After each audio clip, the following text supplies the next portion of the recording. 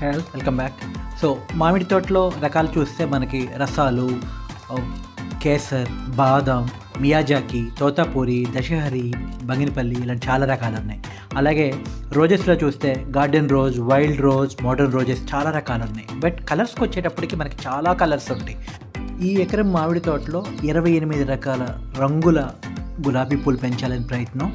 So ఒక తోటలాగా dense plantation mangoes, వీటి మధ్యలో ప్రతి లైన్లో మొక్కకి మధ్య 2 మొక్కలు చొప్పున గులాబీ మొక్కలు పెంచుతున్నాము. ప్లస్ హారిజాంటల్గా వచ్చేటప్పటికి మళ్ళీ ఒక లైన్ అనమాట ఎక్స్ట్రా.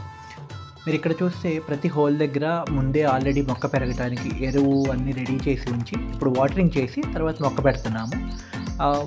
తర్వాత ఎవ్రీ డే డ్రిప్ ఇరిగేషన్ పద్ధతిలో ఆల్రెడీ వాటర్ సప్లై ఉంటుంది.